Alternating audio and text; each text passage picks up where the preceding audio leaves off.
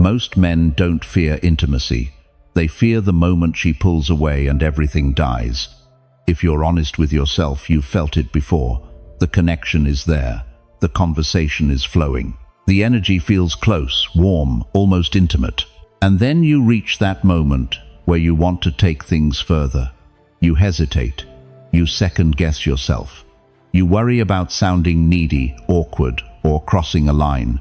And when you finally make a move, she suddenly cools off, creates distance, or politely shuts it down. That moment isn't just uncomfortable, it sticks with you. It makes you replay the interaction, wondering what you did wrong, or if you should have said something differently. Most men assume rejection means she wasn't interested. But that's not the truth.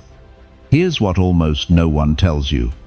Women don't reject intimacy itself. They reject the feeling attached to how it's brought up. When intimacy feels pressured, rushed, or emotionally off, the answer becomes no. When it feels natural, safe, and aligned, the answer often comes without resistance. In this video, you're going to learn how intimacy actually works beneath the surface. Why direct asking fails. Why timing matters more than confidence. And how to create a moment where she feels drawn in instead of pushed away. This isn't about tricks or lines. It's about understanding the psychology that makes intimacy feel right. Let's get into it. Number 1. Fear ruins intimacy. Let's be honest for a moment. Most men don't freeze up because they don't want intimacy. They freeze because they're afraid of what happens if they reach for it and get shut down. That fear doesn't stay inside your head. It leaks into your body language, your tone, your timing. And once it's there, intimacy starts slipping away before you even realize it. Think about how this usually shows up. The connection feels good. She's laughing. She's engaged. There's warmth in the conversation. But inside you, a clock starts ticking. You start thinking, is this the moment? What if I mess it up? What if I move too fast? What if I wait too long? That internal pressure is fear, and fear quietly poisons the moment. Here's a real example. Michael is 46, lives in Phoenix, recently back in the dating world. He's out for drinks with Lauren, 34. They've been talking for over an hour. She's leaning in, touching his arm occasionally, asking personal questions. Michael feels the pull. He also feels the fear. Instead of staying present, he jumps ahead mentally. He starts worrying about rejection. So when the moment comes, his voice changes. He suddenly asks, "So, what are you looking for right now?" It comes out stiff, careful, heavy. Lauren pauses. She answers politely, but the energy shifts. What she felt before was ease. What she feels now is pressure. That's how fear ruins intimacy. Not by stopping you from acting, but by changing how you act. Fear makes men rush, or it makes them hesitate too long. It makes them ask questions that sound like interviews. It makes intimacy feel like a test instead of a shared experience. Women don't pull away because intimacy is unwanted. They pull away because fear makes it feel unsafe, heavy, or forced. Here's another situation. Jason is 52, lives in Chicago. He's walking with Emma, 29, after dinner. There's a quiet moment, the kind that could naturally turn intimate. Jason feels it, but fear tells him he needs to lock it in. He blurts out, "I don't want to make things awkward, but would it be okay if I kissed you?" On paper, that sounds respectful. In reality, it exposes anxiety. Emma smiles awkwardly and says, "Maybe not yet." Not because she didn't feel attraction, but because the moment was pulled out of its natural flow. Fear does this over and over. It turns desire into negotiation. It turns closeness into a decision that has to be consciously approved. And conscious decisions are where doubt lives. Let's be clear. Women are extremely sensitive to emotional undercurrents. They feel when a man is tense, outcome-focused, or afraid of losing the moment. And that fear makes intimacy feel risky instead of inviting. The irony is this: The more afraid you are of rejection, the more likely you are to create it. If you've recognized yourself in these moments, type this in the comments right now. I release fear. Stay with me. You won't want to miss what's coming next. Because once you understand how fear shows up, you can start replacing it with something far more powerful. Number 2. She rejects the feeling. Let's get something straight, because this is where most men misunderstand rejection at a deep level. When a woman pulls back from intimacy, she isn't rejecting you. She's rejecting the feeling that showed up in that moment. The emotional experience didn't feel right, so her body closed the door. Men tend to interpret rejection logically. She's not interested. She changed her mind. I said the wrong thing. But women don't experience intimacy through logic. They experience it through emotion. And emotion reacts instantly to pressure, tension, and imbalance. Here's the critical shift you need to make. Intimacy isn't accepted or rejected as an action. It's accepted or rejected as a state. How it feels to be there with you. How safe, relaxed, and unpressured the moment feels. When intimacy feels rushed, heavy, or loaded with expectation, her nervous system tightens. And when that happens, attraction shuts down automatically. Not because she dislikes you, but because the emotional environment feels off. This idea aligns closely with Stoic wisdom. Epictetus said, "Men are disturbed not by things, but by the views they take of them." In this case, intimacy itself isn't the disturbance. The experience surrounding it is. When the feeling carries tension, urgency, or fear, rejection follows. Most men unknowingly create the very feeling women resist. They lean forward emotionally too fast. They look for reassurance. They seek certainty. And without realizing it, they turn intimacy into something that needs to be evaluated instead of felt. Let's be candid here. The moment intimacy becomes a conscious decision, doubt enters the room. The mind starts asking questions. Is this too fast? What will this mean? Will I regret this? That mental shift kills desire. Desire lives in flow, not analysis. Marcus Aurelius wrote, "The impediment to action advances action. What stands in the way becomes the way."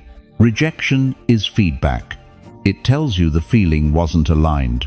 And once you understand that, you stop taking rejection personally and start adjusting the emotional environment instead. Women say yes to intimacy when it feels natural, safe, and unforced. When they feel emotionally seen without being cornered. When they feel desire without pressure attached to it. That's why two identical moments can produce completely different outcomes depending on the energy present. Here's the uncomfortable truth. You can do everything right on the surface and still create the wrong feeling underneath. That's why memorized lines fail. That's why confidence without calm feels aggressive. That's why intent without patience feels heavy. Stoicism teaches mastery of internal state above all else. Seneca said, "A man who suffers before it is necessary suffers more than is necessary." In intimacy, suffering shows up as fear of rejection. That fear shapes the feeling, and that feeling is what she responds to. When you remove fear, urgency disappears. When urgency disappears, pressure dissolves. And when pressure is gone, intimacy stops feeling like something she has to defend against. If this perspective is landing for you, type this in the comments right now. I focus on the feeling. Stay with me. You won't want to miss what's coming next. Because once you understand how desire actually builds, everything about how you approach intimacy begins to change. Number 3. Desire builds slowly. Let's ground this in reality, because this is where most men misread the entire situation. Men experience desire fast, visual, immediate, clear. You see someone attractive and your body already knows what it wants. Women don't work that way. Their desire doesn't arrive all at once. It accumulates, and when you don't understand that, you rush moments that were actually working in your favor. Here's what that looks like in real life. Kevin is 49, recently single, living in San Jose. He meets Melissa, 35, through mutual friends. The first few times they talk, there's no fireworks. The conversation is pleasant, relaxed, even a little understated. Kevin assumes she's only mildly interested. So on the third meeting, he decides to be direct and escalates verbally. Melissa pulls back. Kevin walks away thinking, she just wasn't into me. What he didn't realize is that her interest was building, not peaking. Building. Female desire often develops through repetition, familiarity, emotional safety, and anticipation. It's not a switch, it's a process. And when you interrupt that process by rushing toward intimacy, you don't speed it up. You shut it down. Another example. Brian is 52, based in Boston. He meets Claire, 28, at a gym he goes to regularly. For weeks they exchange short conversations. Eye contact lingers.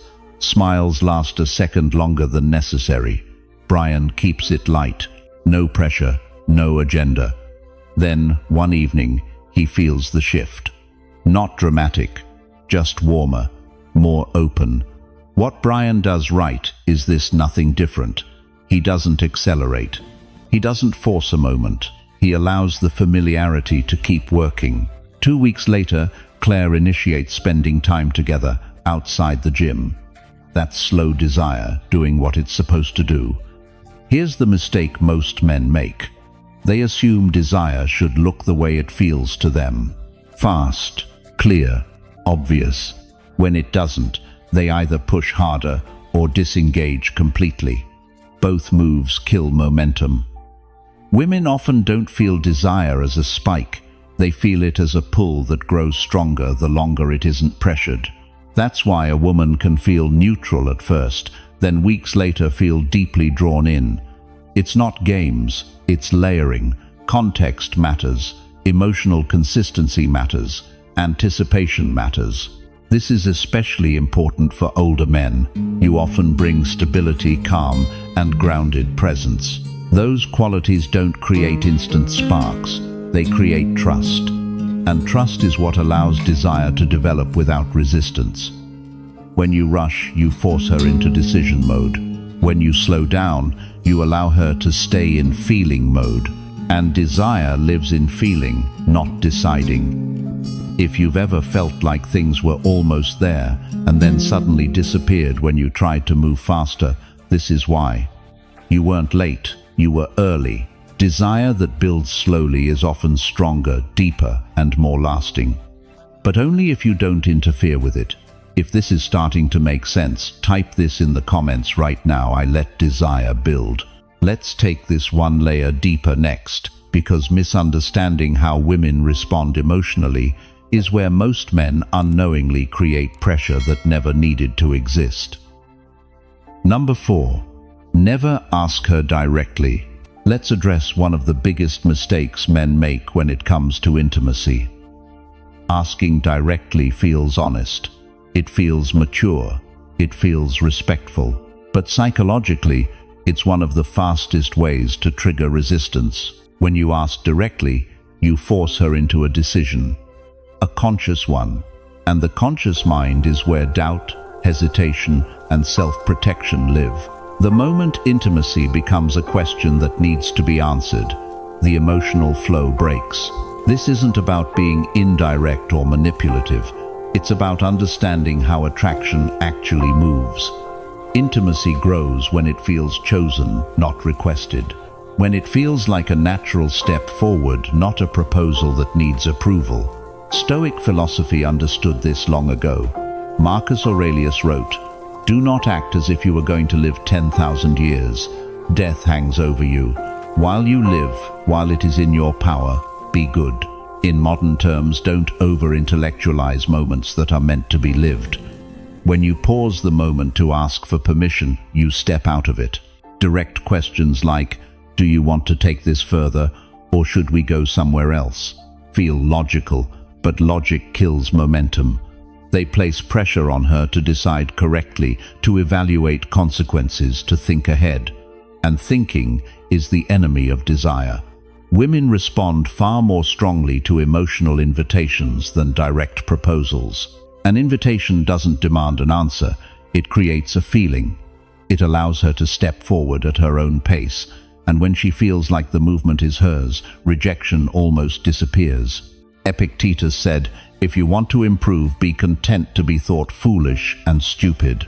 In this context, improvement means letting go of the need to be clear, correct, or perfectly understood. You don't need to define the moment, you need to allow it. Asking directly also reveals something else: outcome, focus. It signals that you're more concerned with where this is going than with what's happening now. That subtle urgency is felt immediately, and urgency makes intimacy feel unsafe.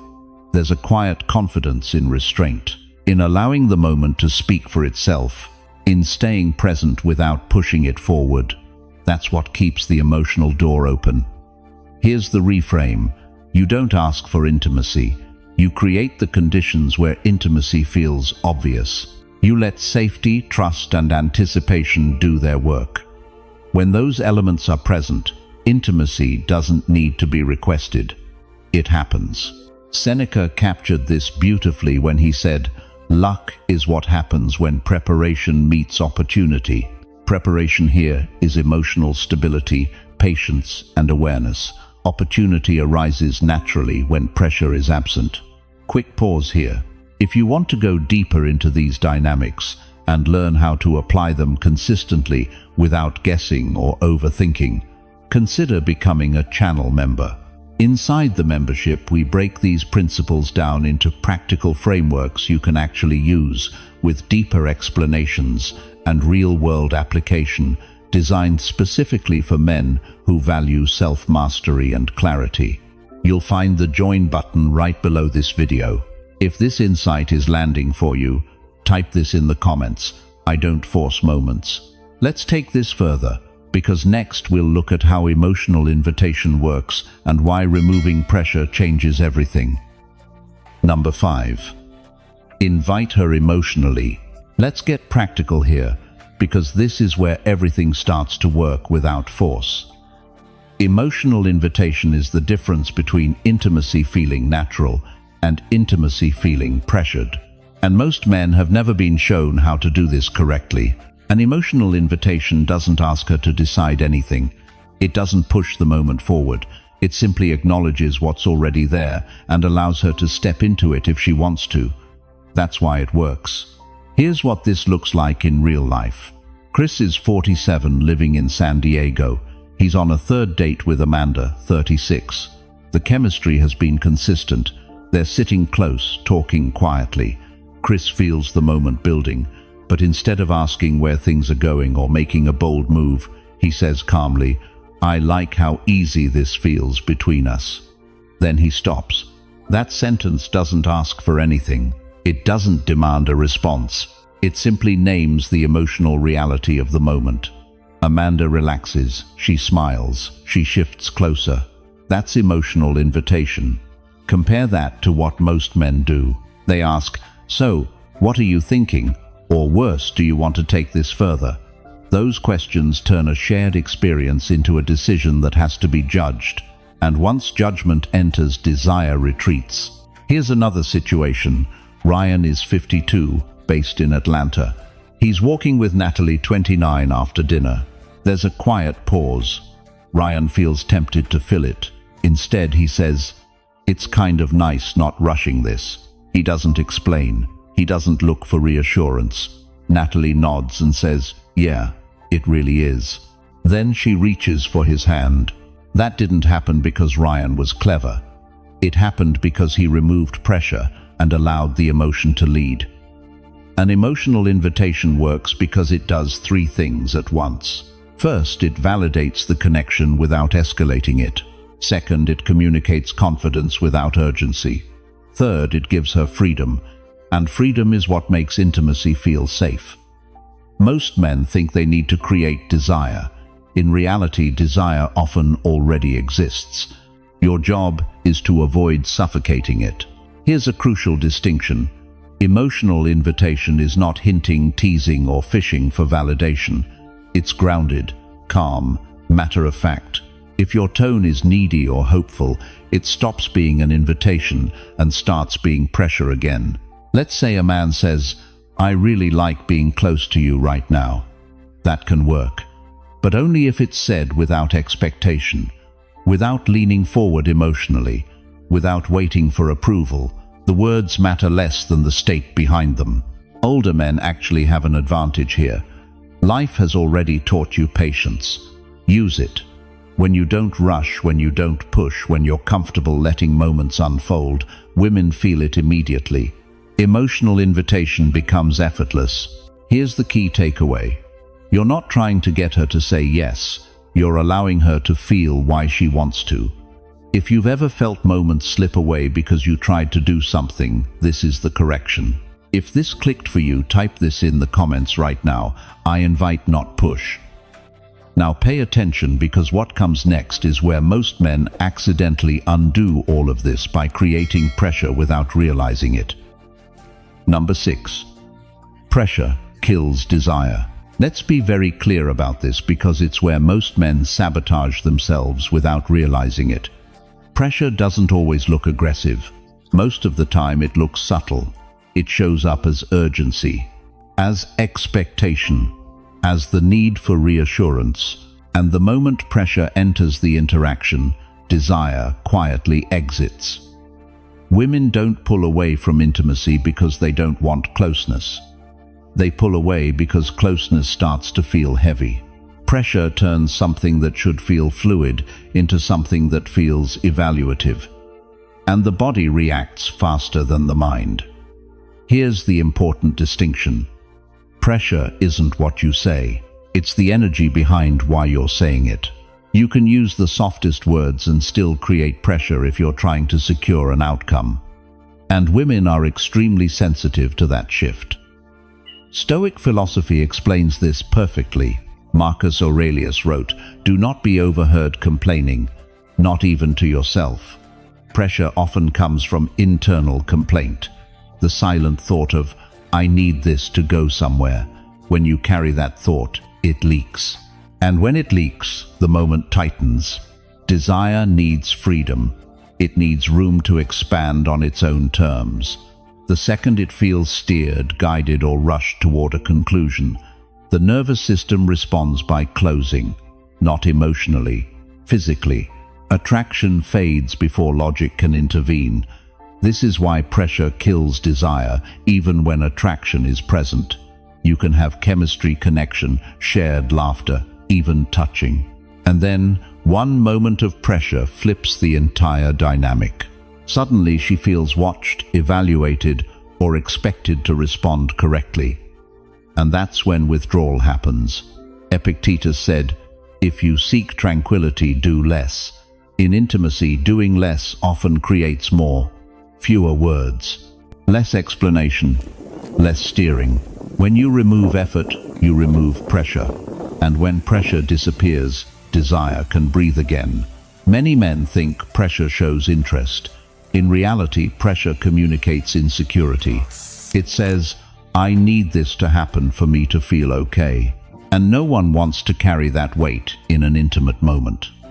This is especially relevant for men who value self-control and maturity. True confidence doesn't push forward. It allows. It doesn't demand clarity. It trusts timing. That trust is felt instantly. Seneca captured this when he said, "Nothing is more honorable than a grateful heart." Gratitude in the moment replaces pressure. When you're genuinely present and appreciative without needing more, the interaction becomes lighter, safer, more inviting. Here's the shift you need to internalize. Intimacy grows when there is no rush to define it, when there's no need to label it, when there's no fear of it slipping away. Pressure is always rooted in fear. Remove fear and pressure dissolves. This doesn't mean you become passive. It means you become grounded. You stay connected to the moment instead of the outcome. And that groundedness is what keeps desire alive. If you recognize this pattern in yourself, write this in the comments right now. I release pressure. Let's move forward carefully here, because what comes next is the part that transforms safety into arousal, and most men completely overlook it. Number 7. Safety creates arousal. Let's clear up one of the biggest misunderstandings men have about attraction. Safety does not kill desire, it creates it. Not the boring, predictable kind of safety, but emotional safety. The kind that allows a woman to relax her guard without feeling trapped, judged, or rushed. Most men hear the word safety and think it means being harmless or non-sexual. That's wrong. Emotional safety is what allows arousal to turn on instead of shutting down. Without it, desire never gets a chance to deepen. Here's how this plays out in real life. Daniel is 45, living in Nashville, recently divorced. He's on a 4th date with Brooke, 32. There's clear chemistry. They're sitting close on a patio bar, legs brushing, voices low. Daniel feels the moment heating up and decides it's time to escalate. His tone changes. He leans in with expectation. He starts watching her reaction too closely. Brooke doesn't pull away immediately. But something shifts. Her shoulders tighten. Her responses shorten. What Daniel didn't realize is that he changed the emotional environment. He went from present to outcome focused. And the moment she felt that pressure, safety disappeared. Arousal followed it out the door. Now compare that to another situation. Mark is 51, based in Santa Barbara. He's spending time with Julia, 35, after a long walk along the beach. The energy is intimate but unspoken. Mark doesn't rush. He stays calm. He keeps his breathing slow. When Julia gets quieter, he doesn't fill the space. He lets it be. Julia relaxes. She leans into him. She initiates closeness. What changed wasn't attraction. It was safety. Women enter arousal when they feel emotionally safe enough to stop monitoring themselves. When they don't feel like they have to manage the situation. When they trust that nothing will be forced or demanded. Here's the key distinction. Safety doesn't come from asking permission over and over. It comes from not needing permission to feel okay. When you're calm, grounded, and not trying to take something, she feels it instantly. Arousal for women is deeply tied to the nervous system. If her body senses urgency, expectation, or tension, it stays alert. If it senses steadiness, patience, and control, it softens. And softness is where desire lives. This is why experienced men often have an edge. Not because of tricks, but because life has taught them how to slow down. When you're not trying to prove anything, when you're comfortable with silence and pace, you become a safe place emotionally. And that safety doesn't neutralize sexuality, it amplifies it. Another example. Chris is 48, living in Portland. He's talking with Megan, 29, at a small gathering. She's playful, curious, clearly interested. Chris doesn't rush to match her energy. He stays relaxed. When she jokes, he smiles, not overeager. When she pauses, he lets it land. Megan grows warmer. She starts touching him lightly. She stays close. That's safety turning into arousal. Men often think they need to add something to create desire. In reality, they need to remove what blocks it: tension, pressure, fear of losing the moment. When a woman feels safe with you emotionally, she doesn't have to protect herself. And when protection drops, desire has room to rise. If this connects with you, type this in the comments right now: I create safety. Now, stay tuned, because the next part is where this shifts from safety into unmistakable momentum. And this is where most men either get it right or lose everything. Number 8. Let her move first. This part is where patience stops being passive and starts becoming powerful. Letting her move first isn't about playing hard to get. It's about understanding how desire stabilizes when it's chosen, not chased. Most men think leadership means initiating everything, making the first move, escalating, deciding when the moment should happen. But intimacy doesn't work like a business decision. When you rush to lead physically or emotionally, you often steal the very momentum that was building. Letting her move first doesn't mean doing nothing. It means holding your ground calmly enough that her desire has room to surface. That shift changes everything. Here's the psychology behind it. When a woman initiates, even subtly, her body aligns with her choice. Desire becomes self-reinforcing. There's no internal conflict, no second-guessing, no sense of being pushed. She's not responding to pressure, she's responding to herself. This is why restraint is so misunderstood. Men assume restraint equals lack of interest. In reality, restraint communicates control. It says, you're not trying to take something, you're allowing something to happen.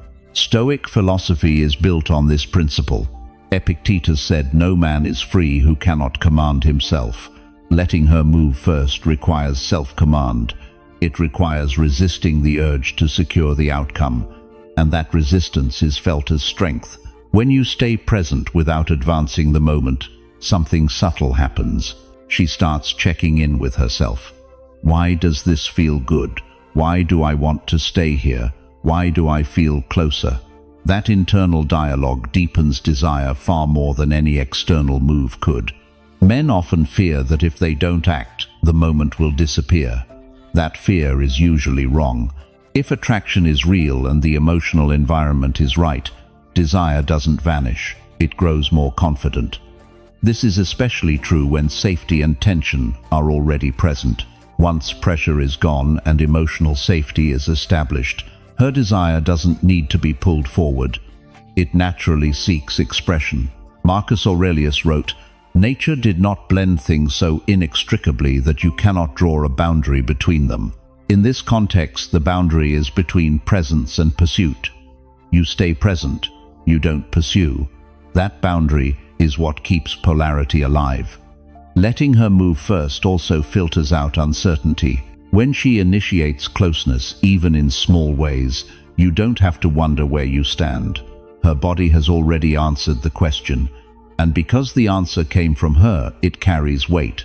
This approach removes the fear of rejection almost entirely. You're no longer asking, you're observing, you're responding. Intimacy becomes a shared progression instead of a risky proposal. There's another benefit most men don't see. When you let her move first, you avoid rushing past her emotional readiness. You meet her exactly where she is. That alignment is what allows intimacy to feel smooth instead of awkward. Seneca said, "He who knows how to suffer before it is necessary, suffers more than is necessary." Rushing intimacy is often premature suffering. Waiting allows clarity without cost. So remember this, your calm presence is the invitation, your restraint is the signal. And when she moves first, desire isn't fragile anymore, it's anchored. And if you think this sounds simple, wait until you see how many men unknowingly undo it at the very last step. Number 9. Ask about comfort.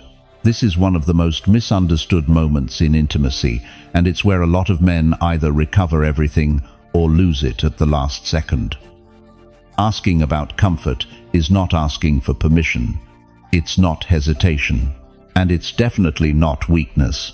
When done correctly, it's calibration. And calibration is what keeps desire alive instead of collapsing into resistance. Most men think questions kill attraction. That's only true when the question is about approval. But when the question is about comfort, it does the opposite. It lowers pressure, reinforces safety, and keeps her emotionally open.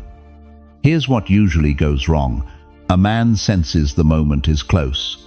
There's touching eye contact, lowered voices. Instead of staying attuned, he either pushes forward without checking in, or he freezes and says something stiff like, "Is this okay?"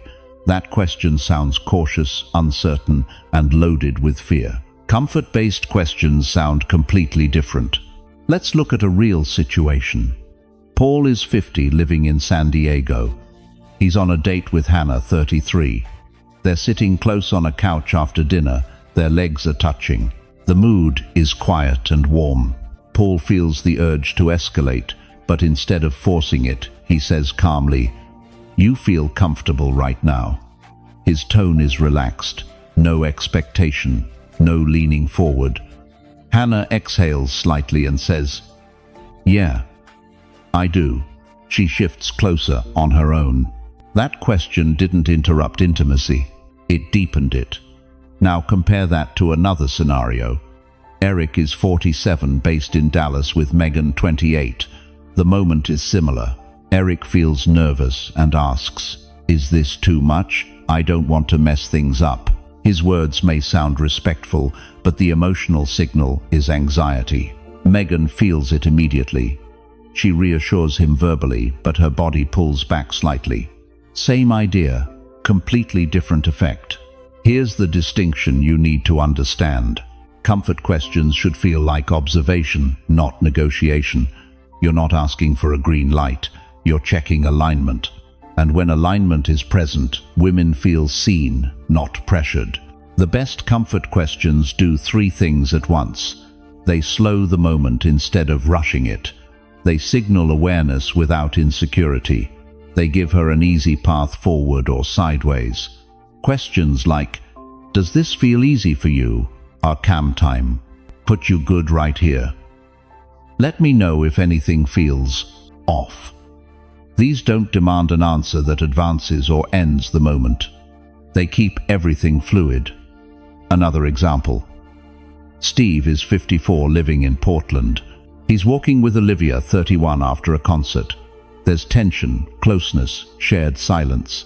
Steve gently takes her hand, then says, "This okay?" Calm, neutral, grounded. Olivia squeezes his hand tighter and says, "Yeah." That squeeze is the answer, not the word. Comfort questions work because they remove the threat of escalation. When she knows nothing is being forced, her nervous system relaxes, and when it relaxes, desire has room to rise. This is especially powerful for older men. Your calm delivery matters more than the words. If you're centered, unhurried, and unattached to the outcome, the question feels safe.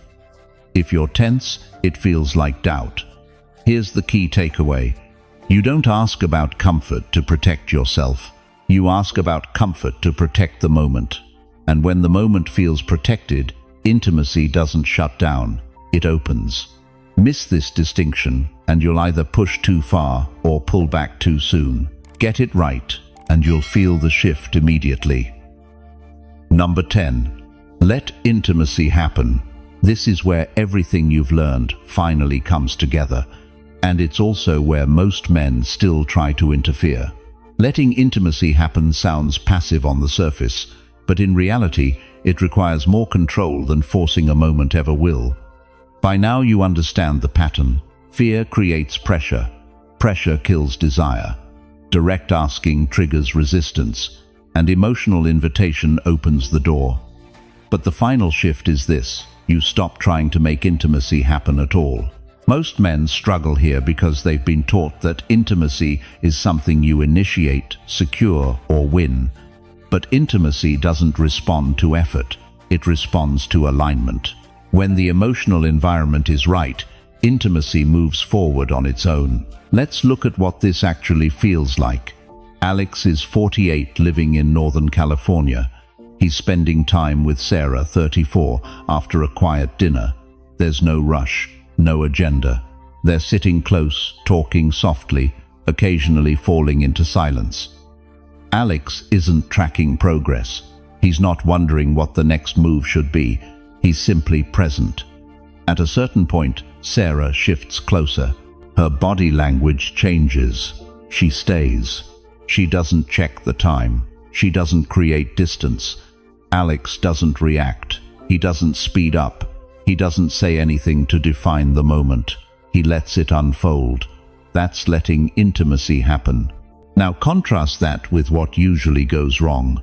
A man senses the same closeness and immediately thinks, "This is it." He leans forward emotionally. He changes his breathing. He reaches for certainty.